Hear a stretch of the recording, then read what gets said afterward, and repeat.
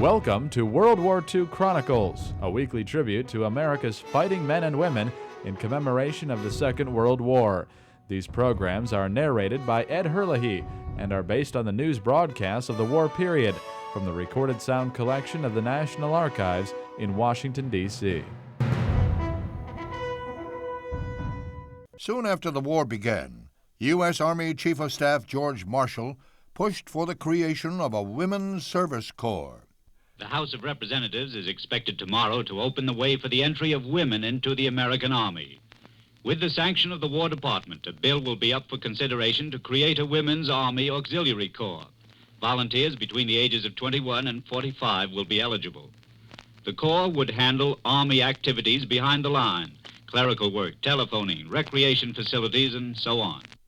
Congress authorized the Women's Army Auxiliary Corps on May 14, 1942.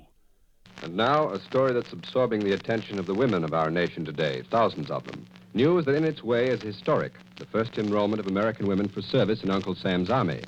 In hundreds of cities, they flock to the Army recruiting offices, and early estimates say that 10,000 have enrolled in the hope of getting the 450 positions as officers in the new Women's Army Auxiliary Corps.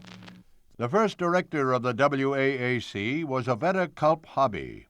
Many members of Congress had mixed feelings about women in the armed forces, and so Hobby was commissioned a colonel, even though she commanded more people than did a combat corps general. Hobby was chief of the Women's Interest Section of the War Department when Marshall selected her to head the WAC. In Washington, the commander of the newly formed Women's Army Auxiliary Corps begins her duties. A housewife and mother, she will direct an army of 250,000 women. Women who will work behind the lines, relieving more men for combat duty in the field. The WAC was made a regular branch of the Army in July of 1943 and renamed the Women's Army Corps. By April 1945, the Corps reached a peak strength of over 5,700 officers and 93,000 enlisted women.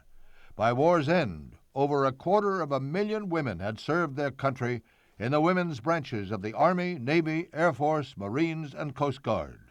I'm Ed Herlihy. Join me next time for World War II Chronicles. World War II Chronicles was produced by the American Veterans Center and Radio America in cooperation with the National Archives. To listen to more episodes, subscribe on iTunes or visit AmericanVeteransCenter.org. We need your help to keep the legacy of our World War II generation alive. Visit AmericanVeteransCenter.org to make a donation to support World War II Chronicles and the ongoing work of the American Veterans Center.